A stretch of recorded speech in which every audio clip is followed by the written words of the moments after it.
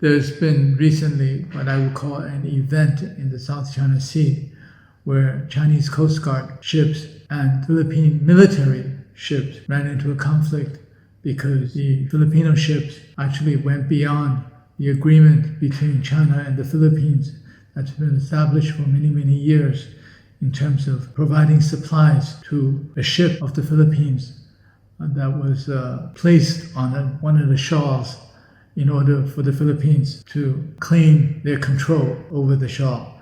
I think what happened here is that ultimately the force behind this whole thing is the United States. Everybody knows that.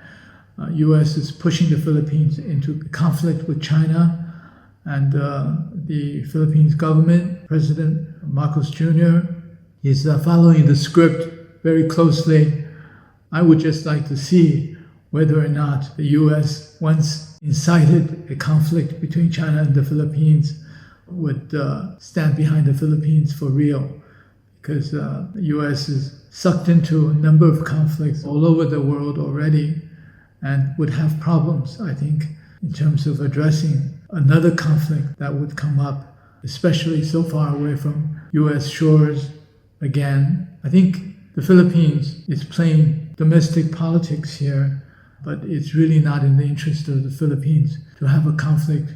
I think what China would like to have, and a number of Southeast Asian countries have already indicated, is to have diplomacy and discussions on how everybody can benefit from the rite of passage as well as the natural resources of South China Sea.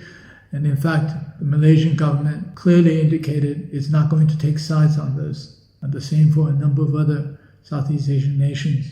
Peace, diplomacy to address issues, and joint development.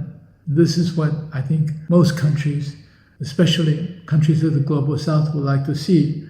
Unfortunately, this is not what the U.S. is promoting.